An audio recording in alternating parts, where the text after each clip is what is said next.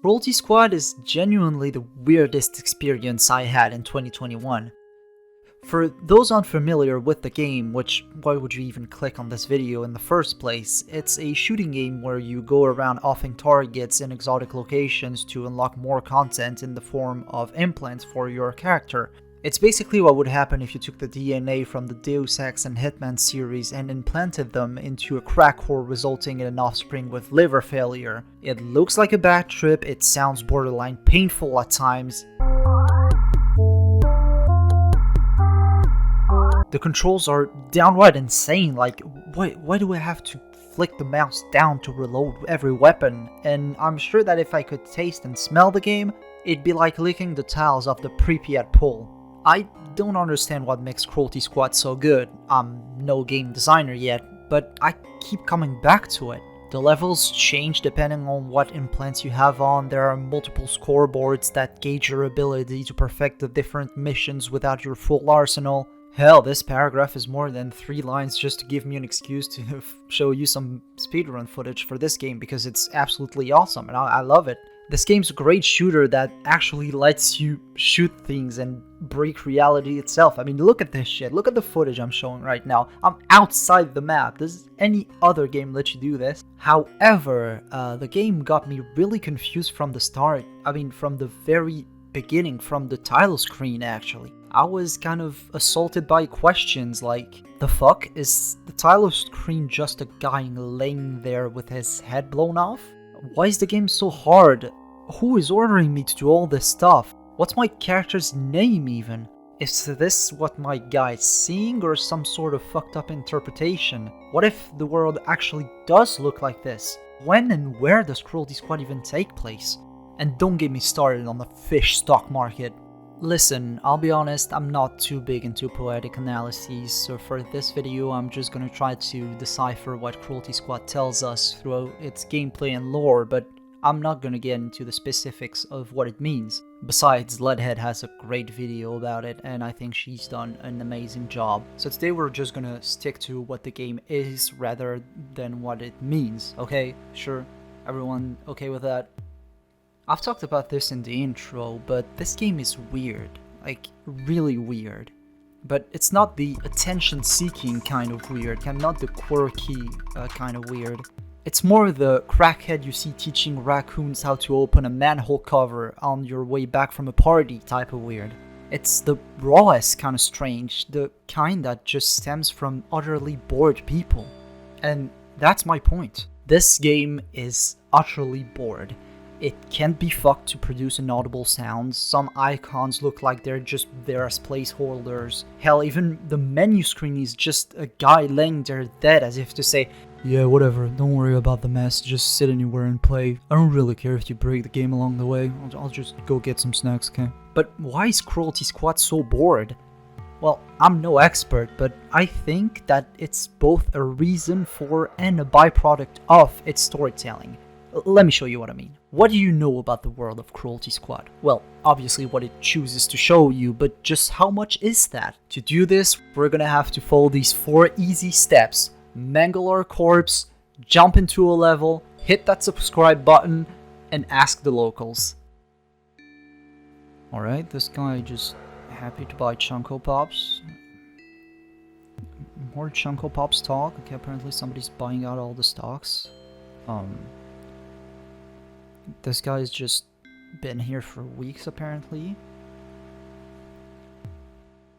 This man's on the grind, but he doesn't seem to be doing anything.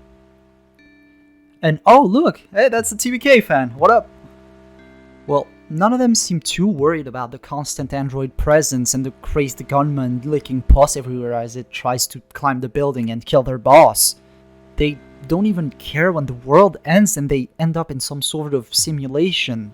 This guy's just hyped that it looks like Orbino's quest. That's the exact moment that grabbed my attention, to be honest. I thought that the end of the world was the only thing that these characters hadn't seen. I was sure that out of all the things in the Cruelty Squad universe, whatever all this is would get a reaction out of these NPCs. But no. I get them more scared when I shoot a nail gun indoors, so what's that about? Are these people bored and numbed by their own existence to the point where the apocalypse itself doesn't mean anything to them? I think the people's reaction, or rather a lack thereof, is due to the fact that all this was expected. No, I think the human characters in Cruelty Squad know that they're doomed. I mean, even you know it before booting up the game. The Steam page tells you about this quote-unquote sewage-infused garbage world where the value of human life is basically negative.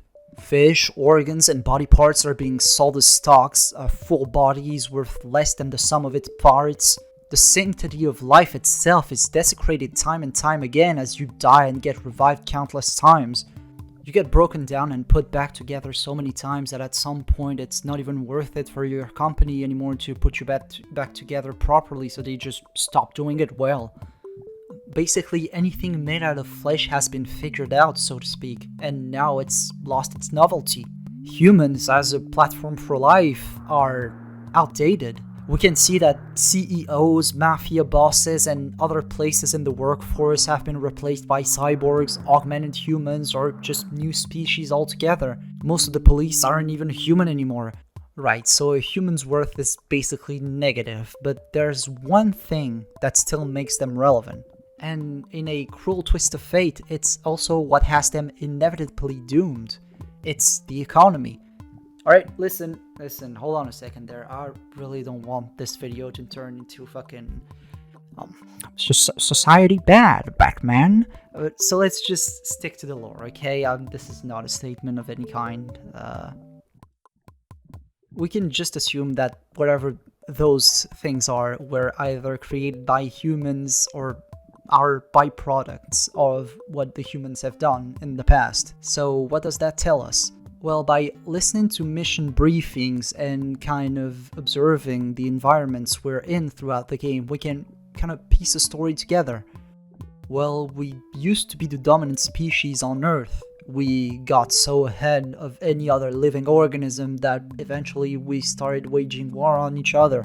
First, physical wars and then technological ones so that people wouldn't have to suffer the consequences of war so much.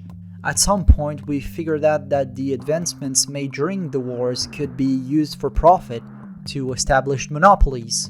Either before or after the bombs fell, we started using our creations as proxies for our activities. And that's how humans deliberately lowered their own importance in their economy. And that's when Cruelty Squad takes place. With the world now foobar and inhabited by beings far more adapted to how it currently is, what's more, they're aware of what they did and how they turned the Earth into this sewage-infused garbage world. And what do they choose to do about it? Well, fuck all, that's what. Maybe a better question is, what can they do about it? And the answer is still the same, they still do fuck all. And to be fair, are they really to blame? What's the point of recycling and grinding your 9-to-5 job when your neighborhood is radioactive after some spillages happened and you have to drive through an actual Dark Souls toxic swamp to go to work every day? Why would this guy ever go back to his normal life and leave the club? It's basically free here and the world outside is completely fucked. Assassins, or what's left of them, just run through the streets murdering basically immortal CEOs for very little money. Cyborgs are taking over the corporate ladder and the economy is a huge travesty at best and a worldwide coping mechanism at worst. So why leave? I can just stay here and steal my company's money to buy Junko Pops while I wait for my life and our fucking species to go extinct. Hopefully when this garbage world ends, we'll find an afterlife that's at least decent. Wouldn't it be funny if it was kinda like Gorbino's Quest? See what I mean? All these doomed humans have either gone insane or hopelessly fighting back during their 9-to-5 or have completely given up and have grown completely bored of this whole deal. Either you try to fight back and you're destined to fail for all eternity, or you just let the boredom take over. That's why this game is both a reason for and a byproduct of its own storytelling. It's basically stuck in a loop, everyone in it is. The world is fucked, you put no effort in, so it makes it even worse and it makes you even more depressed and less motivated to do something about it, and this happens on a worldwide scale. This system, this loop that everybody's stuck in, it's basically shit in, shit out for the whole of eternity. The only thing that's gonna stop it is the collapse of everything and just a hard reboot of the Earth. It's a cycle of destruction caused by actual years, even decades of blind trust in an economic system that just didn't work. And again, the people in charge caused everything and they could stop it. They could have called it off at any point. But they didn't. They didn't stop the cycle, and now you're here. And at the exact center of the cycle sits a depressed, utterly useless piece of meat and some very, very good level design. So turn this fucking video off, go play the game if you haven't already, and thank you for watching.